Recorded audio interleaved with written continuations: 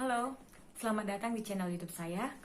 Dengan saya di sini Karenina Senya Putri Levina Pardede, mahasiswi Politeknik Negeri Medan, program studi Manajemen Bisnis tingkat 2. Dalam video ini saya akan membahas sistem keuangan Indonesia. Jadi, simak sama-sama ya. Kehidupan ekonomi dapat tercipta oleh karena adanya interaksi yang dilakukan oleh seluruh pelaku ekonomi, di mana dalam kegiatan ekonomi ini uang berperan sebagai media transaksi. Sehingga dalam kondisi ini, uang berperan sebagai media transaksi oleh pihak-pihak yang terlibat langsung dalam memperlancar aktivitas-aktivitas yang berkaitan dengan jual beli. Oleh karena itu, tatanan moneter yang dianut harus mampu menjaga kestabilan dan kenetralan uang sebagai alat pertukaran. Sebelum kita memasuki bagaimana sistem keuangan di Indonesia, kita harus tahu dulu apa itu sistem keuangan.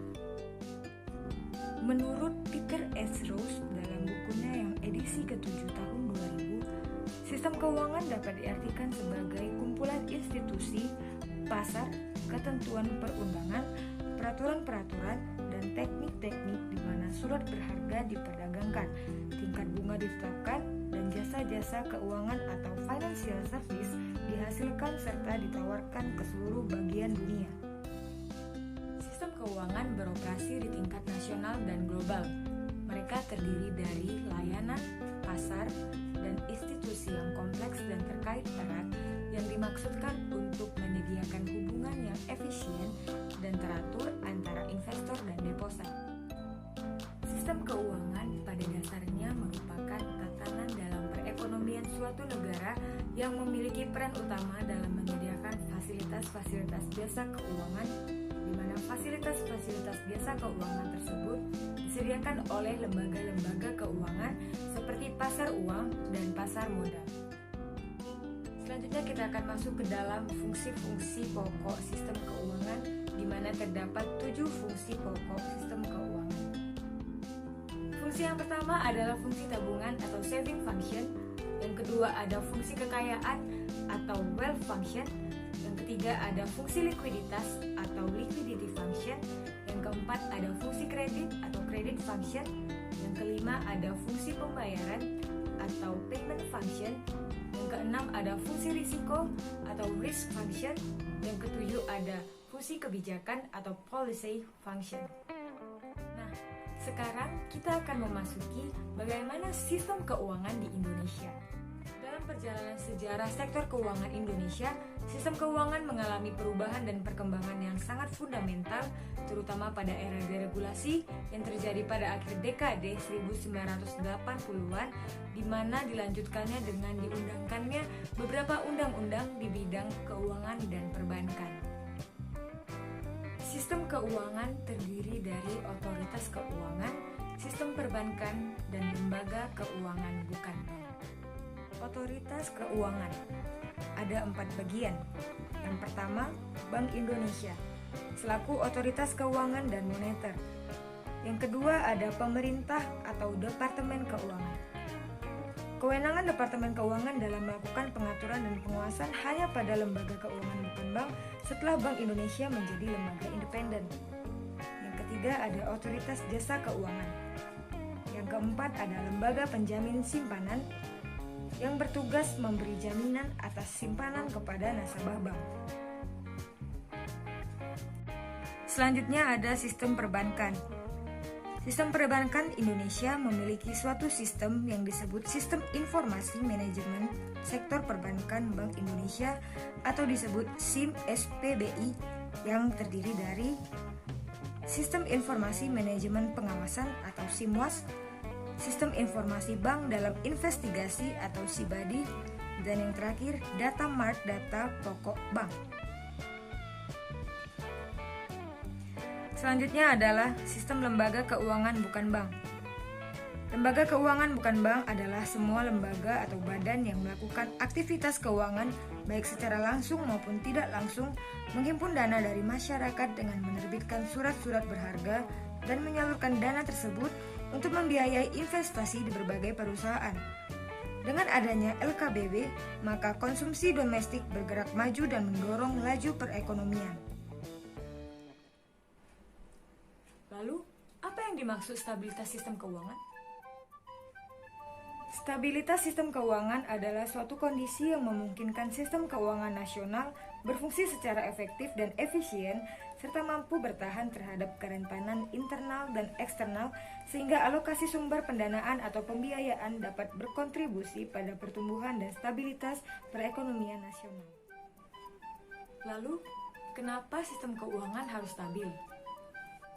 Sebagai bagian dari sistem perekonomian, sistem keuangan berfungsi mengalokasikan dana dari pihak yang mengalami surplus kepada yang mengalami defisit. Apabila sistem keuangan tidak stabil dan tidak berfungsi secara efisien, pengalokasian dana tidak akan berjalan dengan baik sehingga dapat menghambat pertumbuhan ekonomi. Ketidakstabilan sistem keuangan dapat mengakibatkan timbulnya beberapa kondisi yang tidak menguntungkan, seperti misalnya transmisi kebijakan moneter yang tidak berfungsi secara normal, fungsi intermediasi yang tidak dapat berjalan sebagaimana mestinya, ketidakpercayaan publik terhadap sistem keuangan, ataupun sangat tingginya biaya penyelamatan terhadap sistem keuangan. Yang menjadi sasaran sistem moneter Indonesia: 1. Menjaga kestabilan uang. 2. Menempatkan sektor keuangan dan moneter sebagai supporting system bagi perekonomian secara keseluruhan. Yang ketiga, mendistribusikan sumber daya keuangan secara seimbang.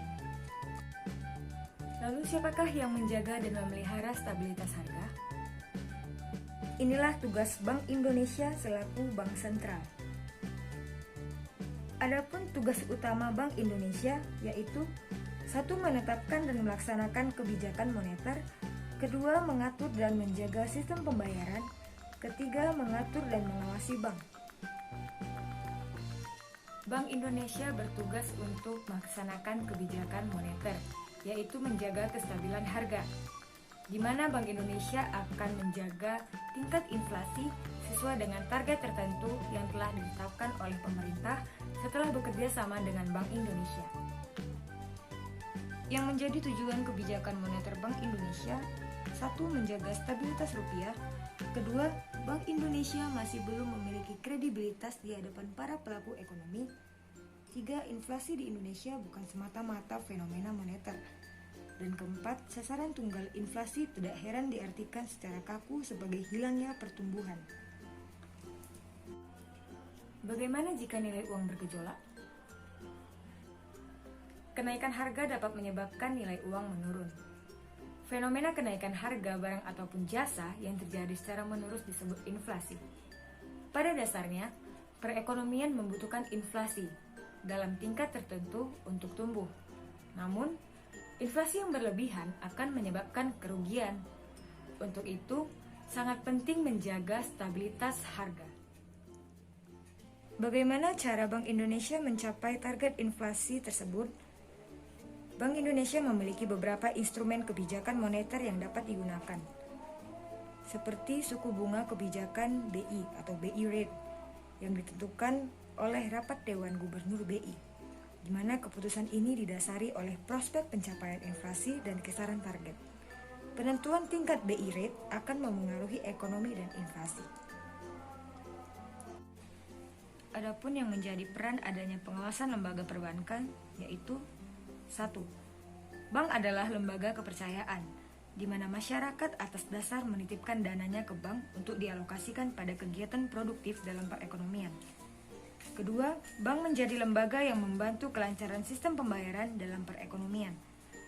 3. Bank adalah lembaga yang akan menerjemahkan kebijakan moneter yang diambil oleh Bank Indonesia. Sistem devisa dan sistem nilai tukar. Nilai tukar tetap mempunyai kelebihan karena memberikan kepastian kepada para pelaku ekonomi. Tetapi sistem ini membutuhkan cadangan devisa yang kuat supaya pemerintah mampu mempertahankan nilai tukar tetap. Lalu bagaimana sistem keuangan Indonesia di tengah pandemi COVID-19? Dalam suatu konferensi pers, Menteri Keuangan Sri Mulyani yang juga Ketua Komite Stabilitas Sistem Keuangan atau KSSK memastikan kondisi stabilitas sistem keuangan Indonesia masih normal di tengah gempuran sentimen global virus saat ini. Sri Mulyani juga memastikan protokol manajemen krisis KSSK akan siap dalam mengantisipasi segala kemungkinan sebagai dampak wabah corona. Kesimpulan yang dapat saya ambil di sini adalah sektor ekonomi ataupun moneter memiliki peranan yang krusial. Uang hanyalah instrumen ekonomi, bukan sebagai tujuan maupun pusat pada saat orang berekonomi. Uang jugalah bukan pendapatan. Oleh karena itu, sektor keuangan maupun moneter harus ditempatkan sebagai sektor pendukung sektor lainnya sebagai sumber utama kesejahteraan masyarakat. Sekian informasi yang dapat saya bagikan mengenai sistem keuangan Indonesia. Semoga video ini bermanfaat bagi teman-teman sekalian. Thank you for visiting my channel YouTube and watching my video.